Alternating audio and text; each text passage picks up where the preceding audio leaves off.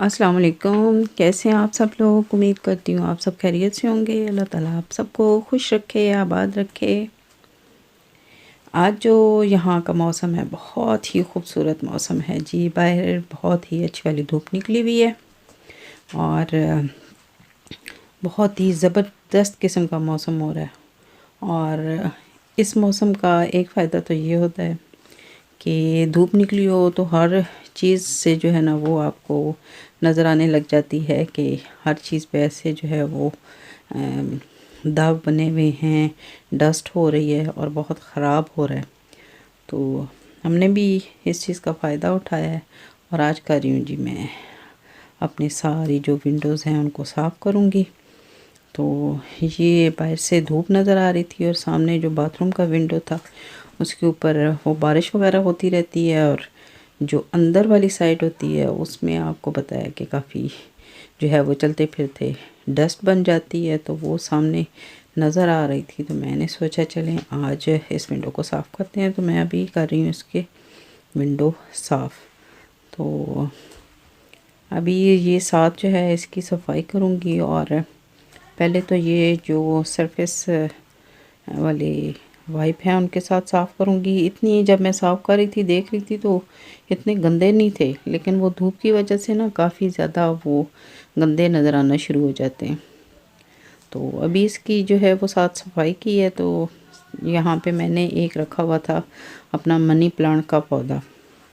तो एक तो कोई ख़ास उसकी इतनी लुक आफ्टर नहीं कर सकी हूँ और दूसरा ये जो सर्दियों का मौसम होता है ना तो इसमें इसका पानी तो काफ़ी दफ़ा मैंने चेंज किया है। तो इसके अंदर वो जाले से बन जाते हैं तो वो इतने वो बुरे से लगते हैं, ऐसे लगता है कि सारा पानी जो है वो गंदा हो चुका है।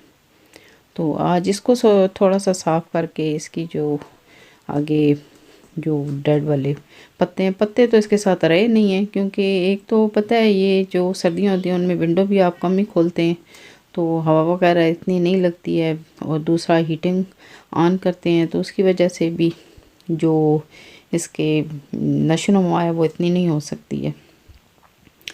तो उसकी वजह से वो काफ़ी इसके अंदर जाले वगैरह बने हुए थे, वो मैंने इसको जो है वो निकालने अगर निकल सके तो। और दूसरे जो इसके डेड वाले लीफ हैं वो उतारूँगी और इसके जार को थोड़ा साफ़ करूँगी।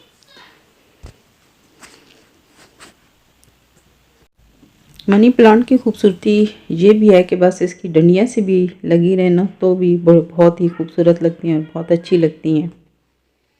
तो अभी इसका सारा पानी वो निकालूंगी। आप देखिएगा कि पानी इतना गंदा नहीं है, लेकिन जो इसके आगे पीछे वो जाला सा बना हुआ है ना तो वो उसकी वजह से ऐसे लग रहा था कि बहुत ही कोई इसका पानी गंदा हो रहा है।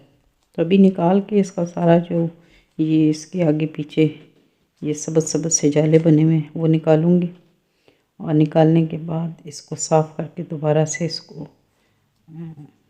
पानी वगैरह साफ़ करूँगी और इसमें रख दूँगी। और उसके बाद अभी वैसे भी आजकल आपको पता है कि वो मौसम है वो नई नई कॉम्प्लेन निकलती हैं और इसकी भी काफ़ी जो है वो लग रही थी आगे पीछे ये जो इसकी डंडियाँ थी काफ़ी हरी हरी सी लग रही थी कि अब इसके जो पत्ते हैं वो निकलेंगे। तो चलें जी सफाई कर रही हूँ, ऐसे लग रहा है कपड़े धो रही हूँ। तो ये साफ़ ऐसे ही होगा अगर बचा तो। काफ़ी इसकी जड़ें वगैरह हैं वो भी निकल रही हैं इसमें से। तो वो देखें जी हो रही है सफाई इसकी।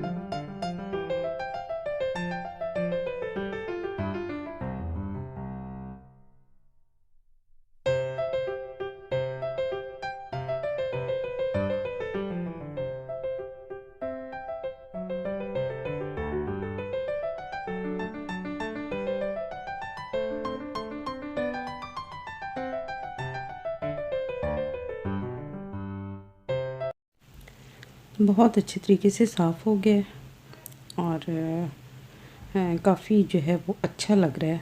अब मेरे ख़्याल में जो इसकी बाकी जो साथ इसकी कॉम्प्लेंट से निकली हुई हैं उससे ये काफ़ी भर जाएगा और काफ़ी अच्छे से इसके पत्ते भी निकलेंगे, क्योंकि अब तो मौसम चेंज हो चुका है ना, तो इस वजह से फिर अब विंडो वगैरह खोलेंगे। खोलती तो मैं वैसे पहले भी थी सुबह जब क्लीनिंग वगैरह करते हैं, लेकिन ज़्यादा देर के लिए नहीं खुला रख सकती थी, बहुत इधर से ठंडी हवा आती है और सारा घर ठंडा हो जाता है।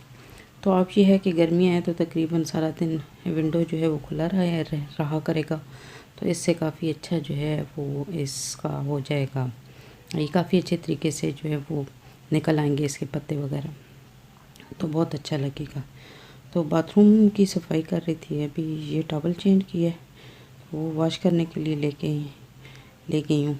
तो ये मैं कुछ चीज़ें लेके आई थी शॉप से, तो मैं सोच रही थी आपको भी दिखा दूँगी। ये एलोवेरा है और लेके आई थी, इसको बहुत सी चीज़ों के लिए इस्तेमाल करते हैं, आप तो जानते ही हैं, तो मुझे भी चाहिए था। और दूसरा ये है पेपरमिंट ऑयल है और इसके बहुत से बेनिफिट हैं, कभी इसको शेयर करेंगे। बालों के लिए भी, स्किन के लिए भी बहुत अच्छा है। और ये थी क्रीम थी और इसके अलावा ये मेरे पास सीरम थे और विटामिन सी का सीरम है। तो बस ये क्रीम लेके आई थी और मैं फ़र्स्ट टाइम लेके आई हूँ, पता नहीं कैसी होगी, अच्छी है नहीं है।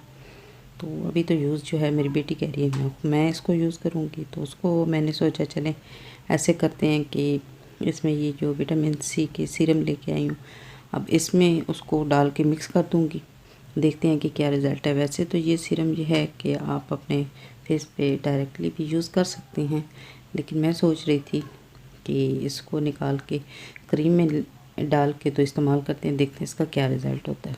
तभी मैं निकाल रही थी, तो मैं तो वैसे सोच रही थी कि ये आई थिंक सो दूसरी तरह के बने हुए हैं, जैसे वो इंजेक्शन होता है ना पाकिस्तान में उस तरह के, लेकिन ये प्लास्टिक के बने हुए थे। बस इसको जस्ट ऐसे तोड़ के, तो मैंने जो इसमें कह लें कि इसमें सीरम कितना होगा, 3-4 ड्रॉप कह लें, या इस तरह से, बस इतना सा था, या आप कह सकते हैं कितनी होगी, जिसको कह लें आप हाफ़ टी स्पून जितना सीरम होगा, तो वो एक इसमें मैंने डाल दिया है। तो इसके बाद देखूँगी इसका क्या रिज़ल्ट है, तो फिर अगर अच्छा हुआ तो बाकी भी जो क्रीम है वो उसको इसी तरह से मैं बना लूँगी।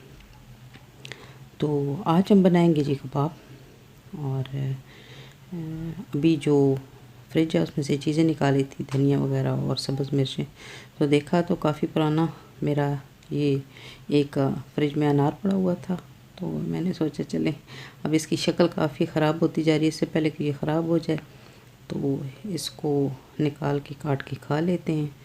तो अभी साथ में पहले इसी को काट के शुरू हो गई हूँ कि देखते हैं क्या होता है। अब इसको इसमें निकालूंगी। पहली तो बात है, पहले पहले अनार खाने में बड़ा मसला होता था कि कैसे जो है वो एक एक दाना उसमें से निकाल के खा लें। अब ये तरीका बहुत अच्छा है कि आप काटें और इसको स्पून के साथ आप जब ऐसे हिट करते हैं ना, तो सारे दाने बड़े आसानी के साथ निकल आते हैं।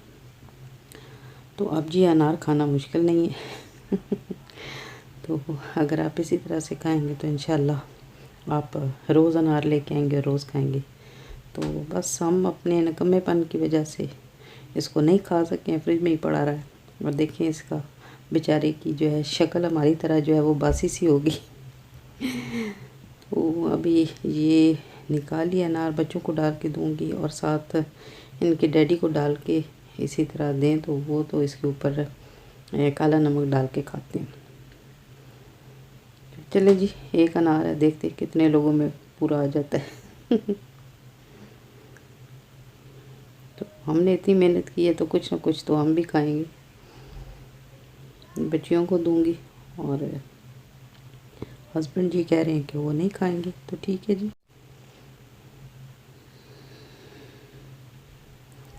ये चीज़ें फ्रूट वगैरह जो हैं वो हमारा जो है वो बहुत अच्छी हमारी हेल्थ के लिए बहुत अच्छा होता है, लेकिन खाने में ज़रा बच्चे भी अवॉइड करते हैं और हमें भी थोड़ी काट के देने में तकलीफ़ होती है।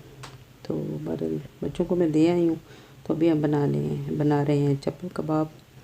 और चप्पल कबाब बनाएंगे। इसमें सारी चीज़ें जो हैं वो मिक्स करेंगे, बाकी भी मसाले शामिल करेंगे, लेकिन मैं साथ लेके आई हुई थी ये चप्पल कबाब का मसाला लेके। तो बहुत ज़बरदस्त और इसका ज़बरदस्त टेस्ट था।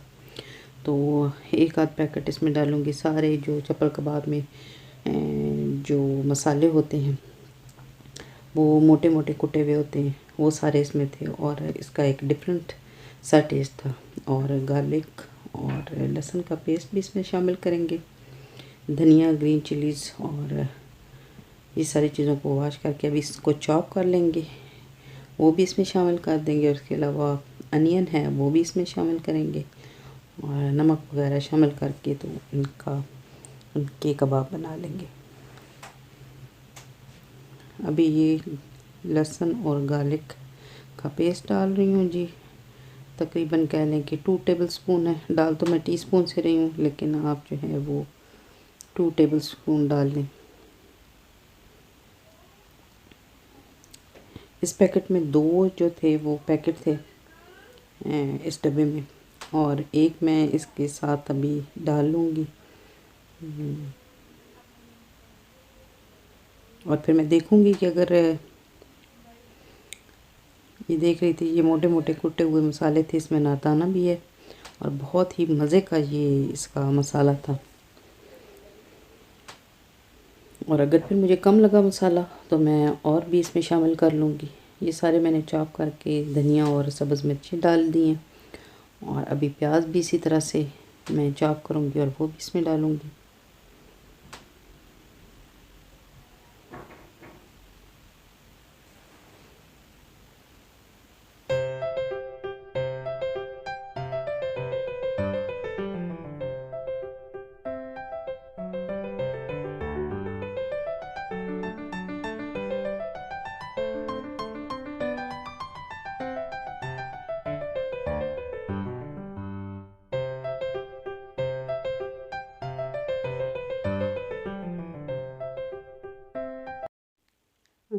इसमें थोड़े से ये स्पाइसी अच्छे लगते हैं, तो बाकी के जो मसाले थे वो भी मैंने इसमें डाल के इसको खूब अच्छे तरीके से मिक्स किया। और उसके बाद ये देख लें हमारे कबाब बन के तैयार हो गए। यकीन करें इतने मज़ेदार थे कि आप खाते ना तो आप उंगलियां चाटते रह जाते।